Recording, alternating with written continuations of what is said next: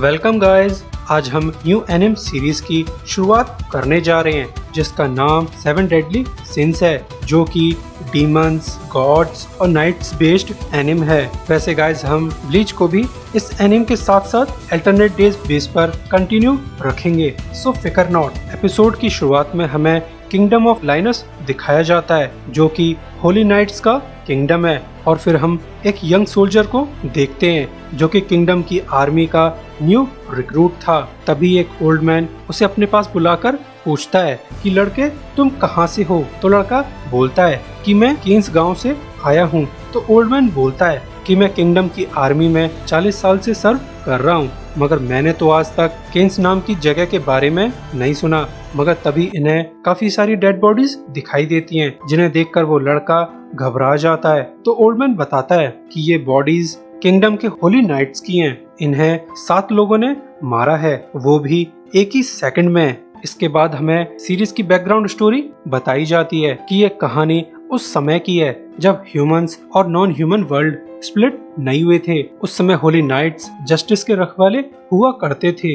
इन nights को बहुत respect मिला करती थी, मगर इन होली नाइट्स के बीच 7 ऐसे नाइट्स थे जिन्होंने बाकी नाइट्स को धोखा दे दिया, और उन 7 नाइट्स के ग्रुप को 7 डेडली सिंस कहा जाता है। इसके बाद हमें 10 साल बाद का सीन दिखाया जाता है और जगह है केन्स टाउन्स के पास की घाटी, जहां हम एक मेटल नाइट को देखते हैं जो कि किसी तरफ बढ़ रहा था। इसके बाद हमें बोरहेट नाम का टैरवन दिखाया जाता है, जिसे एक क्यूट सा लड़का चलाता है। इस लड़के का बार काफी ज्यादा फेमस है। वैसे सभी लोगों को लगता है कि ये लड़का बार का वेटर है, मगर वो लड़का क्लियर करता है कि मैं बार का वेटर नहीं हूँ, बल्कि मैं तो बार ओनर हूँ। वैसे ये लड़का ड्रिंक्स तो टॉप क्लास बेचता है, मगर इसका बनाया खाना किसी डेडली पॉइजन से कम नहीं है, जिसे खाते ही कस्टमर्स की ऐसी तैसी हो जाती है। वैसे वेस्ट फूड को क्लीन करने के लिए इस लड़के ने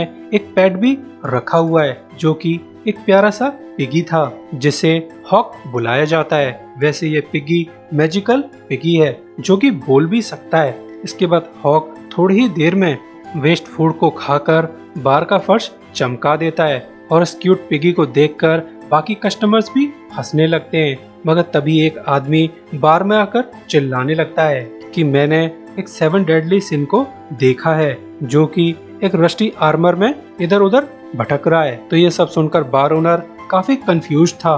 तो एक कस्टमर उसे क्लियर करता है कि 7 डेडली सिंस किंगडम के वांटेड क्रिमिनल्स हैं, जिन्होंने 10 साल पहले बहुत सारी मारकाट मचाई थी, और उन सभी में से सबसे ज्यादा खतरनाक उनका कैप्टन है, जिसका नाम मेलियोडस है।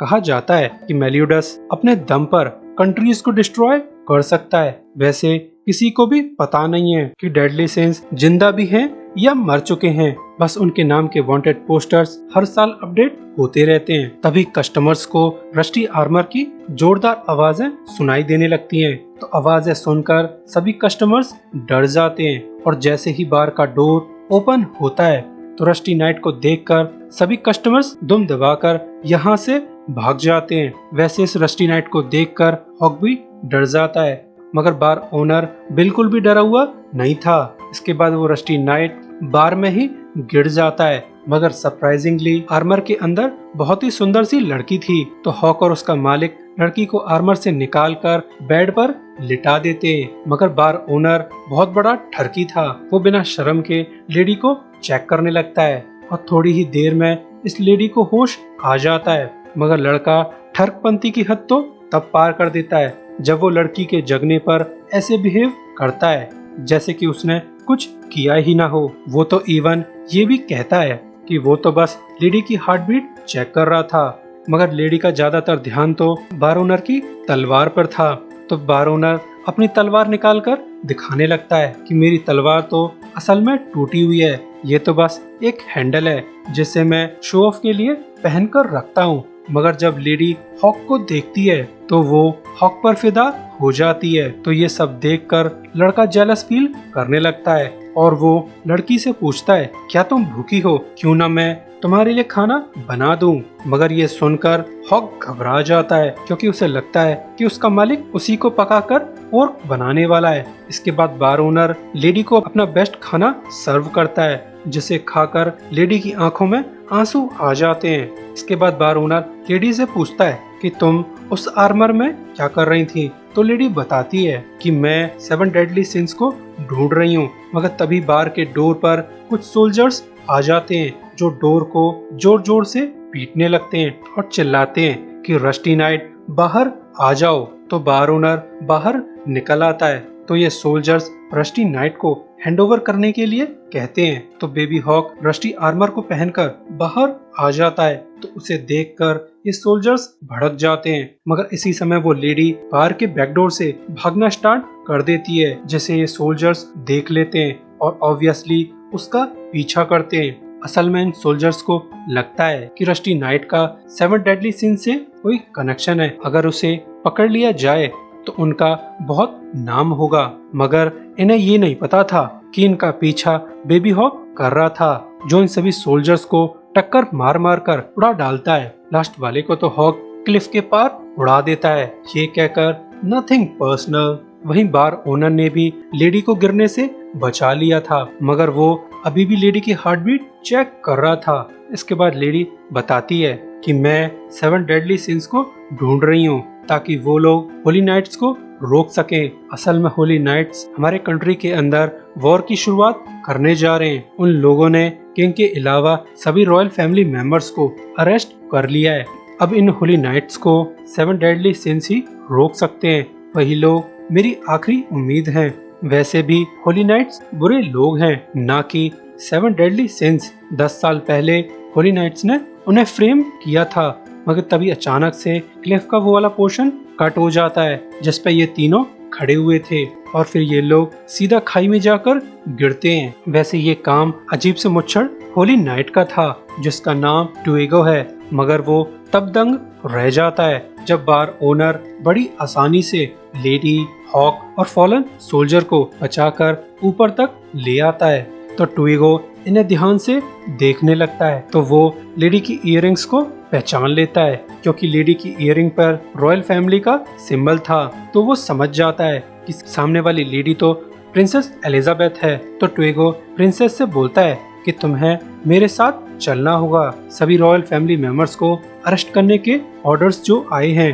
तो प्रिंसेस यहाँ से भागना चालू कर देती है, मगर ट्विगो उसे भागने का मौका थोड़ी ना देने वाला था। तो वो अपनी स्वॉर्ड से जंगल की तरफ जोर से स्लैश करता है, जिससे सामने के सभी पेड़ कट जाते हैं। मगर प्रिंसेस अभी भी सेफ थी क्योंकि बार ओनर ने उसे बचा लिया था। मगर ट्विगो बिना कुछ सोचे ही दोबारा से अटैक कर देता है, जिससे सामने की जमीन भी कट जाती है। मगर प्रिंसेस को बार ओनर फिर से बचा लेता है, मगर इस बार उसकी शर्ट की बाजू कट जाती है। तो ये सब देखकर प्रिंसेस रोने लगती है क्योंकि उसकी वजह से बार ओनर भी मारा जाने वाला है। तो बार ओनर अपने आप को फर्स्ट टाइम इंट्रोड्यूस करता है कि मेरा नाम मेलियोडस है, जो कि 7 डेडली सिंस का रियल कैप्टन है। और जब ट्विगो मेलियोडस पर हमला करता है तब मेलियोडस बड़ी आसानी से ट्विगो के वार को काउंटर कर देता है। तो ट्विगो भी मेलियोडस की ब्रोकन स्वॉर्ड और उसके टैटू को देखकर पहचान जाता है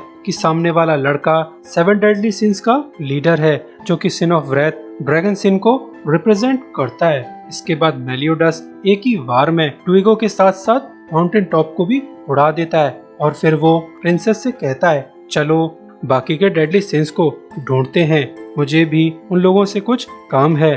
वैसे तुम मेरे बार में वेटरेस का काम कर सकती हो, तुम्हें देखकर कस्टमर भी ज्यादा आएंगे। तो प्रिंसेस इस डील के लिए मान जाती है। वहीं ट्विगो अभी भी जिंदा था, मगर तभी उसके ऊपर से एक बहुत बड़ा सा पिगी आकर गिरता है, जो कि असल में मामा हॉक थी, यानी कि बेबी हॉक की मदर। और इसी की कमर पर मेलियोडस का बोरहेड बार है। और फिर मामा हॉक आगे की जर्नी के लिए निकल पड़ती हैं और यहीं से मेलियोडस और प्रिंसेस एलिजाबेथ के एडवेंचर की शुरुआत होती है। इसके बाद हमें पोर्ट सालग्रेस दिखाया जाता है, जहां पर ट्विगो अपने बॉस को मेलोडस के बारे में रिपोर्ट करता है तो उसका बॉस बोलता है 7 डेडली सिंस तुम्हें डिस्ट्रॉय करने के लिए मैंने 10 साल का लंबा इंतजार किया है। लगता है ये आदमी डेडली सिंस से बहुत नफरत करता है और यही सब सीन एक डार्क क्रो भी देख रहा था या पॉसिबली इन पर नजर रख रहा था। इसी के साथ ये एपिसोड एंड होता है। सो अभी के लिए goodbye, thanks for watching.